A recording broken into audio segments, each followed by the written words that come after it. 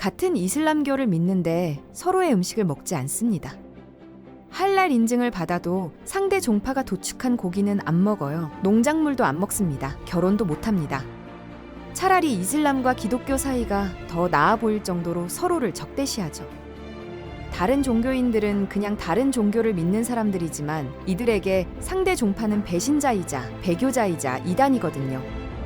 수니파와 시아파 이야기입니다. 이 두 종파는 1400년 전에 갈라져서 지금까지도 싸우고 있어요. 불과 얼마 전에도 이란과 파키스탄이 미사일과 드론을 동원해서 서로를 공습했습니다. 같은 이슬람 문화권인데 왜 이렇게 싸우는 걸까요? 중동의 갈등은 곧 수니파와 시아파의 갈등이라고 할 만큼 중동 분쟁 자체가 이 종파 갈등에서 비롯된 것들이에요. 1400년 동안 이어져 온 분쟁의 역사를 이야기해 보겠습니다.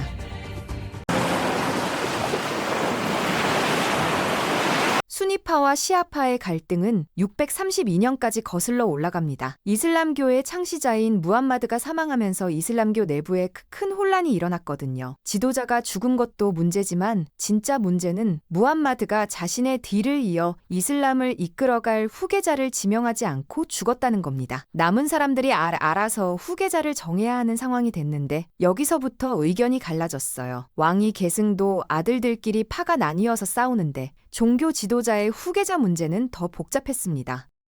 결국 이슬람은 무함마드의 계승자를 누구로 볼 것이냐에 대한 입장 차이로 두 종파로 갈라지게 됩니다. 수니파는 코란의 절차에 따라 이슬람 공동체 내에서 능력 있는 자를 칼리프로 지명해야 하다는 입장이었고, 시아파는 칼리프가 반드시 무함마드의 혈통에서 나와야 한다고 주장했어요. 쉽게 말해서 수니파는 능력을, 시아파는 혈통을 중시한 겁니다.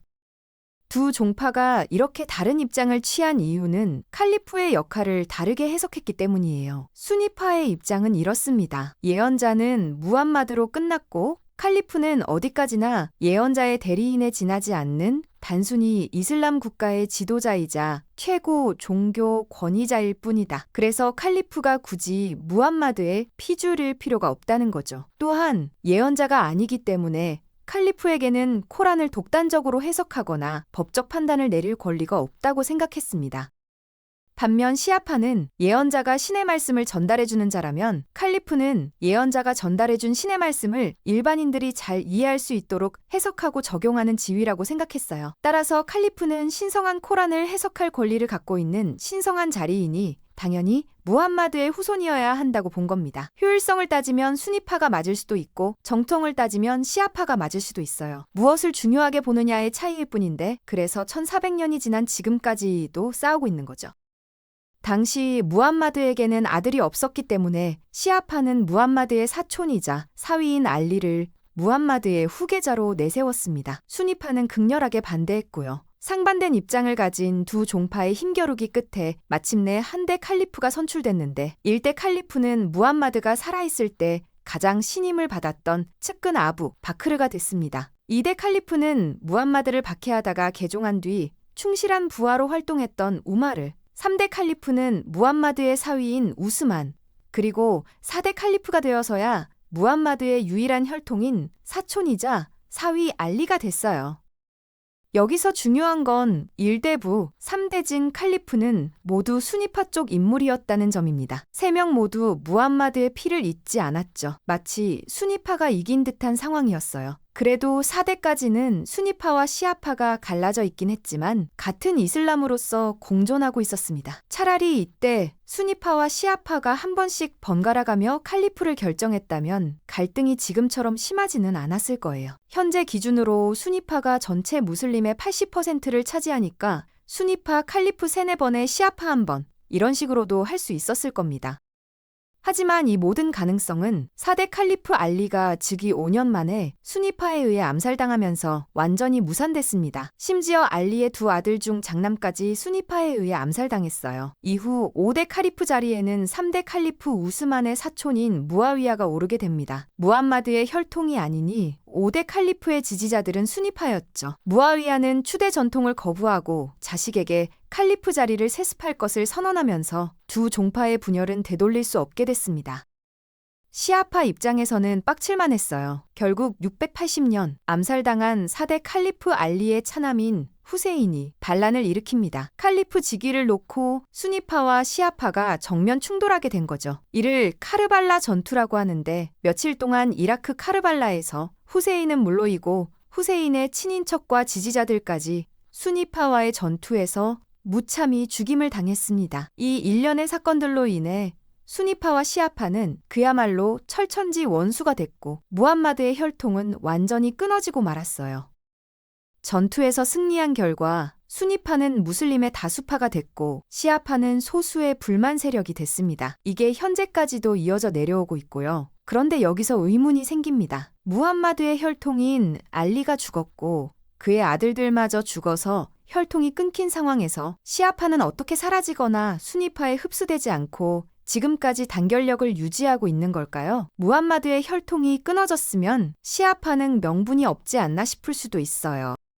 시아파는 알리의 죽음을 인정하지 않습니다. 시아파는 알리가 어딘가에 숨은 채 살아있다고 생각하며 언젠가는 돌아올 것이라고 믿고 있어요. 1400년이 지난 지금까지도 시아파는 수니파의 정통성과 정당성을 인정하지 않고 알리를 기다리고 있습니다. 그래서 1대부터 4대까지의 칼리프를 모두 무함마드의 적법한 후계자로 인정하는 수니파와 달리 시아파는 1대부터 3대까지 칼리프를 권력을 찬탈한 자들로 치부해요. 오직 4대 칼리프 알리만을 정통 칼리프로 인정하고 시아파의 1대 이맘으로 임명했습니다.